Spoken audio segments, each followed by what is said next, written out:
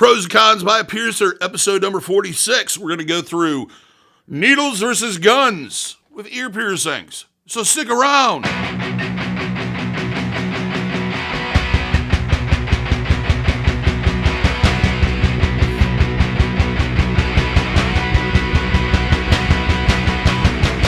For those that are new to the channel, my name is DaVo. I'm a professional body piercer and have been since 1994. I own and operate the Axiom Body Piercing Studio, located here in Des Moines, Iowa, inside Skin Kitchen Tattoo. So when I talk to you about these things, I'm talking to you at a level of expertise as a professional piercer.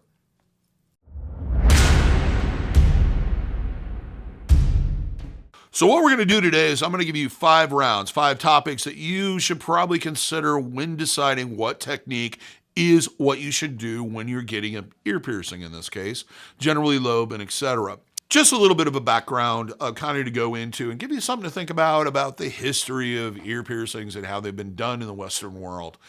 Prior to the early 1970s, most piercings were either done at home using, whatever was handy, or you went to a medical professional and had it done. Often, larger department stores would have days where they would bring in a registered nurse who would do ear piercings for a fee in that situation. Then, in the early 1970s, as the popularity of ear piercings became overwhelming, slowly but surely we see more and more mass-produced products designed pretty much so anybody can do it. Thus, the ear piercing device, also known as the ear piercing gun. These devices are a plastic device in most cases. They have a spring mechanism, they're cocked back, and then they shoot the jewelry into the piercing. The more modern ones have a separate cartridge that fits into it that has been pre-sterilized and is a little safer than the old, yeah, you want this stud? And they just put it in there. Yep. Now, modern piercing, and use of needles in regards to piercing really didn't come about until probably the 1970s. Later 1970s is the beginning of the modern body piercing movement. What we use is in most cases, a hypodermic needle with the hub removed or without a hub. It is the same type of needles that are used in the medical industry for injections, IVs, drawing blood, all that fun stuff. And they come in a large variety of different gauges or thickness, from 20 gauge all the way up to usually about 8 gauge is where the limit is. So what I'm going to do is I'm going to give you 5 topics or 5 rounds, 5 of them, that should go into your consideration when choosing how you want to be pierced. The first one would be safety. The second one, how much trauma that style of piercing creates. The third one, ease of use. The fourth one, the quality of jewelry that can be used or jewelry quality. And lastly, round number 5 is going to be pain and swelling.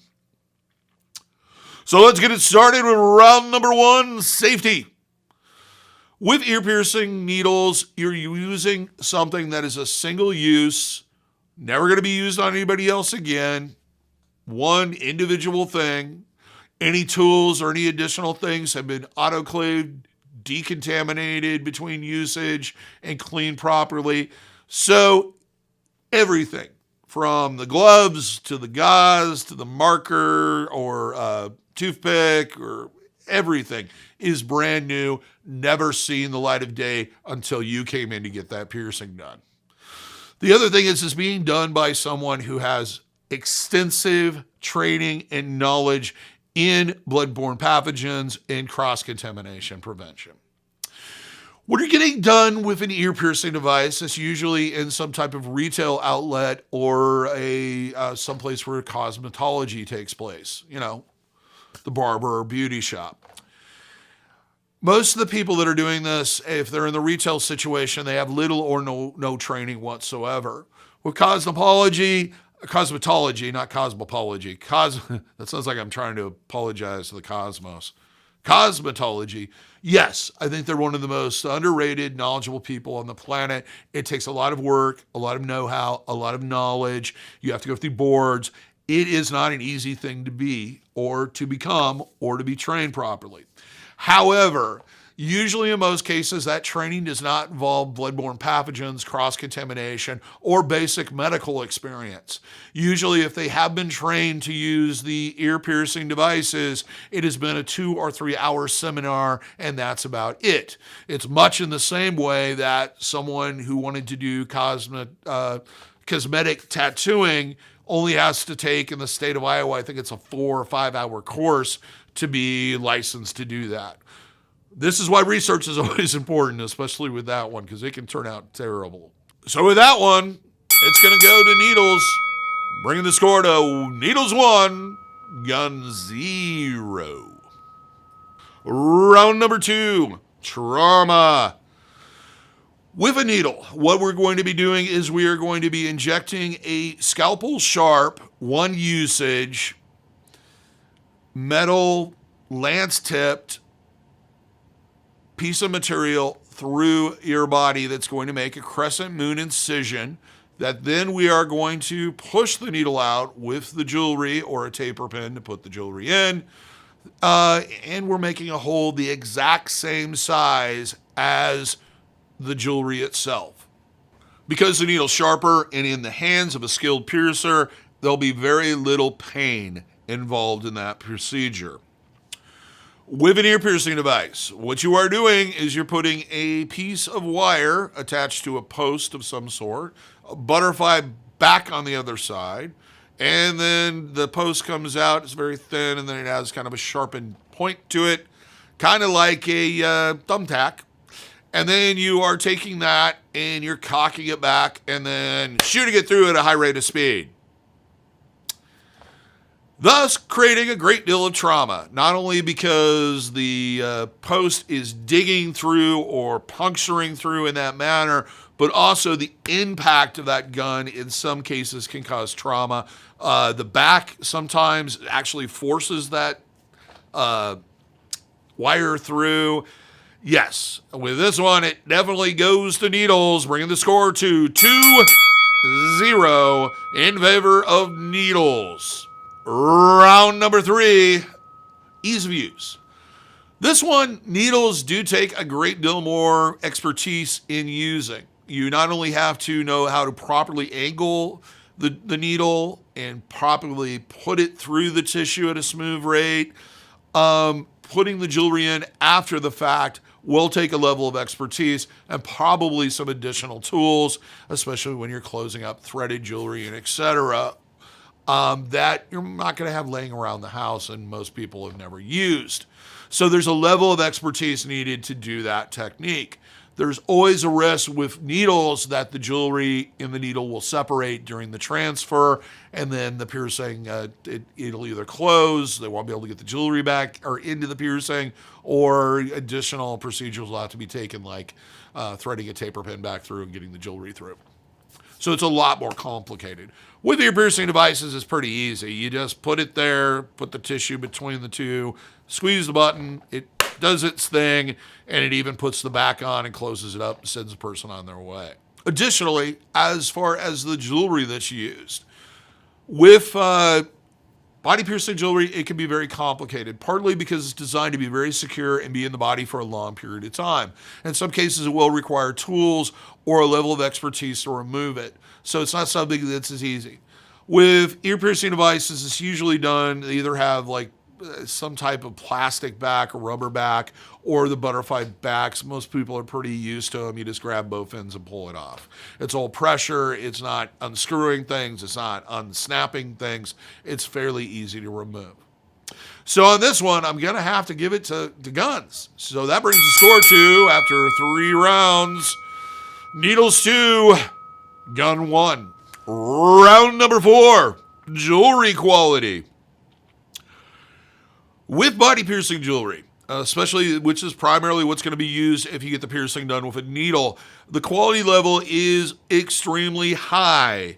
Not only will there generally be a third-party certification that is biocompatible, it's also going to have an extremely high finish, that is going to be durable and withstand all the pressures the body puts the jewelry through during the healing process. It's also not going to have nicks, scratches, and indentations for dirt, debris, and etc. to stick into. Another advantage is there's a large variety of body piercing jewelry, from how thick the jewelry is to the length to fit your anatomy. If you're one of those people that has slightly larger lobes, larger jewelry can be put in to compensate that. Unlike an ear piercing device where pretty much the studs are one size fits all, the quality of it, often the stuff they decide to sell is hyperallergenic and etc. Generally is plated. In most cases, it's not solid material. It has not had third-party testing. It's mass-produced. It's produced cheaply and as quickly as possible. The other thing is because it's one size fits all, if you have thicker lobes or if the jewelry is pushed in there too hard, it can cause issues with swelling and other problems. So this one definitely goes to needles, bringing the score to 3-1 after 4 rounds. Bringing us into round number 5, pain and swelling. We've already kind of covered this. With needle piercings, you're dealing with a limited amount of trauma, especially if it's done by someone with a lot of expertise. The needle will cut through smoothly, making a small incision, and then the jewelry follows through and fits nicely into that ready-made hole. With ear piercing devices, you have that impact. You have shooting a semi-sharp object through your body at a high rate of speed. There's a great deal more trauma and thus a great deal more pain, in my opinion. Now, swelling. Swelling is caused by trauma to the piercing. The more trauma to the piercing, the more swelling you're going to see. With a piercing needle, usually there's limited trauma. Also, there's the advantage that you can put larger jewelry in there and size the jewelry to the piercing with the understanding that it's going to swell, so there isn't the issue with impacting. With ear piercing devices, you have a style that is prone to want to tighten up additionally. Not only has the action of the actual piercing created more trauma and more swelling, but it's often extremely tight. In fact, they often brag that the reason why it's so tight is because it's going to reduce the amount of bleeding that the client's going to see. That's silly. Every piercing bleeds. Regardless, you're puncturing the skin, there's always going to be a small amount of bleeding one way or another. Having jewelry super tight to the piercing is not a good idea, and it's not going to help with healing. Healing piercings need a little bit of space, not only for swelling, but also to discharge properly and to allow oxygen to get to the piercing, and also to be able to do things like soaks and have them be effective. If the jewelry's flat up against the piercing the whole time, this generally can impede your body's ability to do that. The other thing with the ear piercing devices is that with that jewelry so tight in the body swelling, they can impact. And impacting is where the jewelry will start digging into that soft tissue because the piercing is swelled beyond it, the length of the stud. Once this begins to start, it's like a perfect storm. It just keeps getting worse and worse and worse. We've all heard the horror story of the 3-year-old that got her ear pierced and ended up in the emergency room 3 months later because it was infected. Generally, a lot of this has been created by the swelling itself, where in some cases it'll start even growing the tissue around that post in the back or etc. So, I think that concludes it. And the winner is of round number 5, Needles. Bringing the score to 4-1, and Needles win it. Like that was going to be a surprise. Anyway, I hope this was helpful. I hope you learned something. I hope it was informative. I hope you have enough information now to make that proper decision on whether or not you should ever consider having any part of your body done with an ear piercing device or gun. This does include the at-home staple type and all the other various different things that are on the market. It's scary to me that anyone would think that this is safe to do this to yourself or to other people or share those items with other people. As I've always put it to people that I've come in and said, yeah, we use the same needle and did it at home, blah, blah, blah. is, would you share partners with that person without being protected? Most of them will go, gross, no, I'd never do that. Well, why would you share your blood with another person? Nothing is more intimate, nothing is more personal, and nothing is more dangerous than that. And I'll step off the soapbox now and say if you enjoyed it, give me a thumbs up. If you'd like to see more of these videos on body piercing and tattooing and body art with the focus on education, please subscribe to our channel. We post roughly 4 to 5 videos a week with that focus. Also hit the notification bell so that you're notified every time we post something. It's Christmas time, at least when I'm recording it. It might not be when you see this, but you might have to get a gift for somebody for whatever reason. You might want to check out our merch store, especially if you have people on your list that have an interest in body art.